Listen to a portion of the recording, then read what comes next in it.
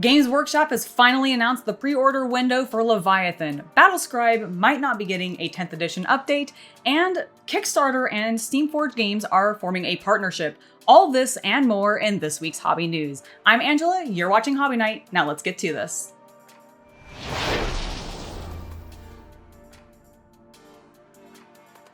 Let's go ahead and start with the big announcement from Games Workshop, and that is the pre-order window for Leviathan, because they finally have told us not only when the game is actually going to be coming out, but also when we can start pre-ordering it. And we can all start pre-ordering Leviathan beginning June 10th. Depending on where you are, it'll either be June 10th at 10 a.m. or June 10th at 11 a.m. But regardless, that is the window of when you can start pre-ordering things. Make sure you check your regional equivalent, of course, so that you don't miss the queue, because we all know there's going to be a massive queue. And that is something that I actually wanted to talk about a little bit more in regards to this announcement, because Games Workshop has had a real problem lately. You guys probably have noticed. I've talked about it here on the channel. Other people have talked about it on their channels. There's a scalper problem. They are not guaranteeing boxes to people, and as far as I can tell, Games Workshop has not guaranteed that those of us that pre-order the box through them are going to be getting the box in the timely manner that we're expecting to. And they've had issues with this in the past. So the fact that they're not actually confirming anything, not relieving anybody's stress about this, is a little bit concerning, and it does make me go, should I actually order this from Games Workshop, or should I try getting this from someone else online through a privately owned business or a locally owned business? And honestly, that's where I'm leaning towards. I don't know specifically where I'm going to be getting it from. It could be online with someone like CMO Games, or it could be locally like somebody like Games of Berkeley, but I'm probably going to be getting it from not Games Workshop, because I just don't want to deal with the queue. I don't want to deal with the anxiety of putting money towards it and maybe not getting it, where I could probably just walk into a store and potentially get it. That is at least my hope. And I really do hope Games Workshop eventually actually addresses this problem and maybe guarantees some things to people as they continue to just explode their brand as much as they have been. They have this really cool, awesome new product with a ton of fantastic looking new miniatures, with a game system that seems like it is genuinely going to be more open to new players and easier to get into, and yet they're not making it super reliable for us to get our hands on it, and that is always upsetting. However, it does not change the fact that I'm very ready for this game to be out on June 24th so that I can finally start building all these miniatures. I really want to put together those new Tyranids and actually get some paint on them, because I just think it's going to be so much fun. Hey guys, I just wanted to jump into the video real quick to remind you to subscribe and hit that bell icon for notifications so that you never miss any of the hobby content that we make here on the channel. Speaking of Warhammer 40k 10th edition, it sounds like Battlescribe may not be getting an update for the 10th edition rules, which is a real shame, because I know a lot of people have used Battlescribe for years and rely on it as a way to build their rosters in not only Warhammer 40k, but a lot of other wargaming products as well. But because of some drama that's happening and has been going on between the people who actually do all of the data and actually put all the information into the app for us to be able to use, and the person who actually owns the app and gets the money from the subscriptions and everything, well, there's conflict between the two of them, because the developer who owns the app and gets all the money, well, they haven't had contact with the data team in 3 years, which I actually did not realize. Like, I knew there was some miscommunication or limited communication between the two teams. I hadn't realized it had been 3 years since these teams had spoken to each other. And the fact that the team who is putting in all the data, giving us all that information, making it so that we, the community, can actually use the app for what it was intended with updated rules, and they're not getting paid for it and have not had communication for 3 years with technically, I guess, their boss, blows my mind. And so if you don't end up seeing a 10th edition update to Battlescribe, that is why. They have hopes, and they've talked about, the team that does all the data entry, have talked about wanting to get it in there, but if it does, it's not going to happen in a timely manner. And there is a chance that it may never show up, because there are just some bugs and things that need to be fixed in the app for this to all work better that they don't have access to because they're not the developer of the app.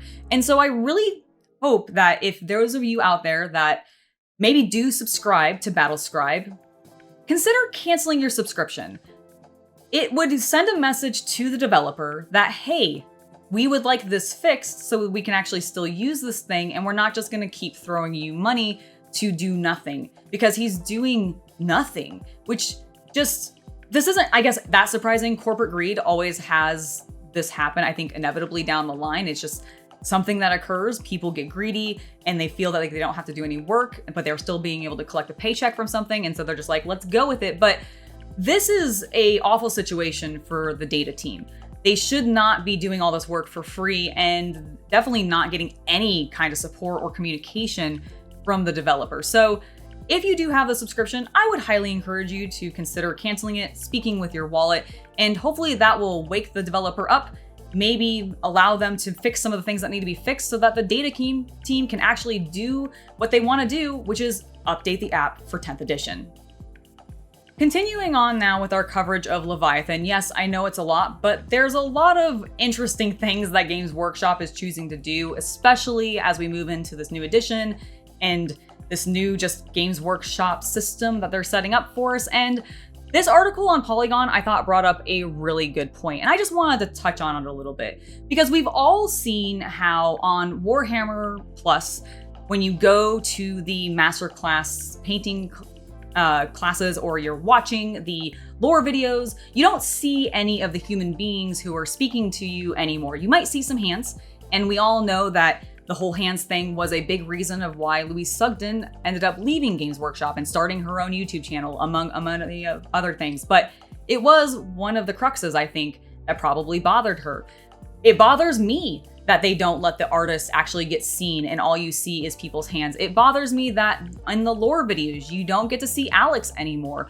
I mean, heck, I was looking on Warhammer Community and Alex recently was referred to by his full name. But you might have noticed in the video, or in if you ever watch the Warhammer preview videos, they just call him Alex now. He is no longer Alex Doty, he is just Alex, and that is the same thing for all of the people who are working for Games Workshop. They don't get to have their last names. They barely get to talk or even like engage with the community because they are kept very isolated. And in fact, this article calls out near the end of it that one of the things that bothered the person writing this is that in the book for Leviathan, in the core rulebook, you guys remember how in the old editions of the rulebook, you would always see Gav Thorpe's name because he worked on everything. There was a whole list of people who all wrote and worked on and developed the game because Games Workshop used to give credit to the people who worked for it. Well, now the people who worked on the newest edition of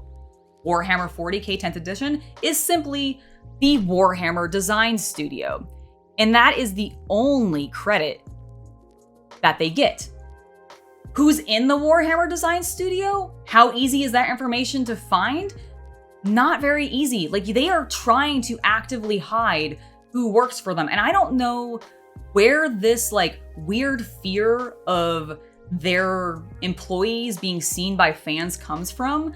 I don't know if it was literally just stemming from Duncan Rhodes and his initial leaving and then starting his own channel and making his own paint lines and doing all of that stuff that really just like drove a stake into GW's like frail heart and made them just go, ugh, what the heck is happening here? We can't let this happen again.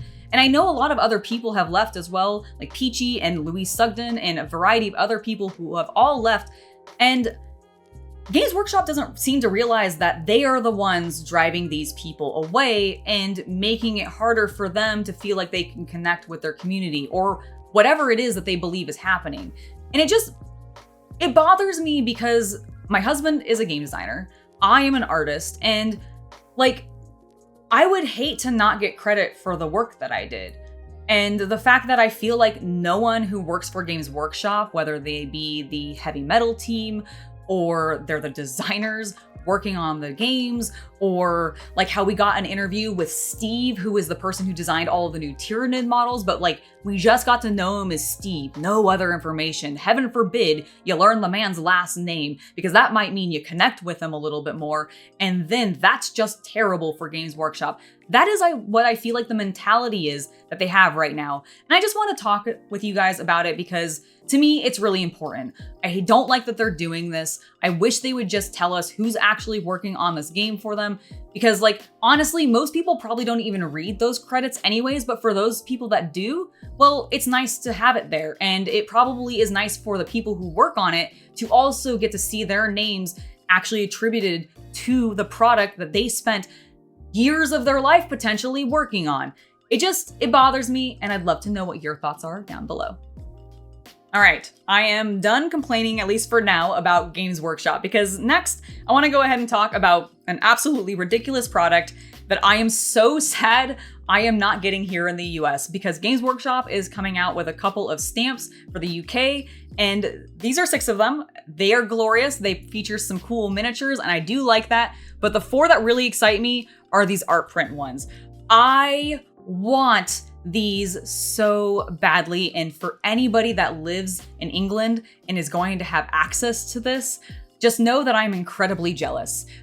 Send me pictures of them if you do end up getting them, because this is totally something that I would go out, I would buy, and if I actually had a business that I had to send things to people, holy cow, I would buy so many of these because it would be on theme like no other, or whatever, hopefully I was shipping or whatever. But I think these are really, really cool, very, very dumb, but also just delightful and funny, and I wanted to share them with you. Cellophare Games, in a backer kit for the Gloomhaven RPG, subtly announced a 2nd edition for Gloomhaven, which kind of blows my mind a little bit because I don't know who this game is for. And I just wanted to discuss this a little bit and see maybe if you guys can help me out and let me know, would you buy a new edition of Gloomhaven? Now, some of the things that the designer is talking about bringing into the new edition of the game do sound exciting. There's going to be updated artwork, including some of the tiles and the characters. They're going to have tweaked the characters, addressing some of the overpowered ones and balancing things a bit more. And most excitingly, I think, we are getting an update to the narrative of Gloomhaven, really making that a bit more robust and adding a lot more lore in, which in theory is very, very cool. However, I don't think this is the era of this scale of game anymore.